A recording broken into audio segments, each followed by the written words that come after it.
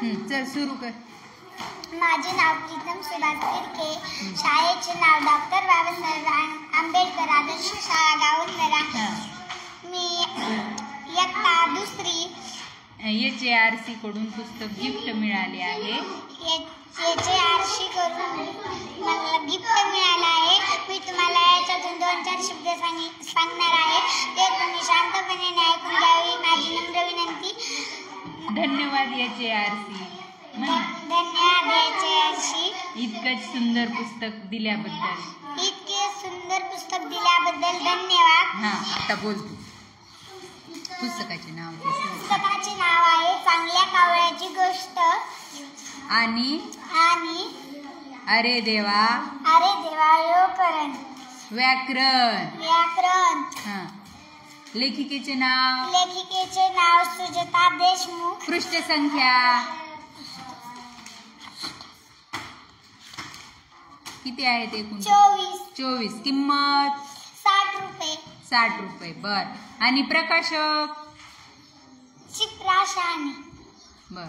चला, शिप्रा शहाणे वाचलंस का?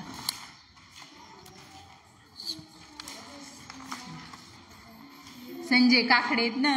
संजय काकडे. असं व्यवस्थित बारीक लक्ष द्यायचं. बोल. मुखपृष्ठावर एका मुलाचे व एका मुलीचे चित्र आहे. एका जोडी बाहेर 2-3 मुली शाळेत जात आहेत.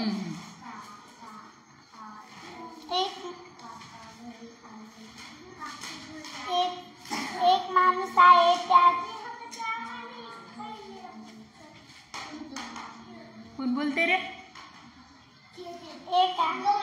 त्या मुलाची आई आहे, ते मुलगा आहे. मला पृष्ठावर एका मुलीचे चित्र आहे, शाळेचे चित्र आहे व मुलग्यांचे सुद्धा चित्र आहे. झाडे पण आहेत. पुस्तक सुद्धा आहे. पुस्तक रंगीबेरंगी आहे ना? पुस्तक रंगीबेरंगी आहे. त्यामध्ये तुला काय काय आवडलं सांग बरं. मला या पुस्तकातून जी गोष्ट आवडली ती मी तुम्हाला सांगणार आहे. सांग. कोणची आवडली ग तुला? नाही मी तर शर्मिलाची आई. काय ते सांगत नाही. शर्मिलाच्या लाडी गोडीनं आईचा वैताग, कुठे पळून जायचा. हसतच आई त्याला हलकेच दूर करायची आणि मग आधी हात पाय तोंड स्वच्छ धु, मग जेवायला ये असं सांगायची. मात्र त्या दिवशी काहीतरी वेगळंच घडलं. नेहाचा हात धरून शर्मिल गडाकडे निघाला होता.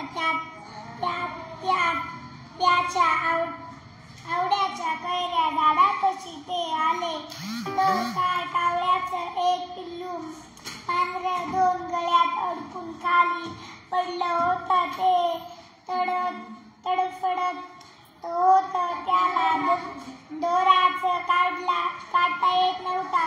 तो पाहून शर्मिल त्याच्याकडे धावत तशी नेहाचा त्याला मागे खेचत, दादाशी हात नकोस लावूस, कावळा वाईट दृष्ट असतो आजी तर त्याचा खूप राग करते. आला मेला असं म्हणून हाकलून देते. अगं तो एक नुसता पक्षी आहे. तो काळा आहे म्हणून वाईट नसतो.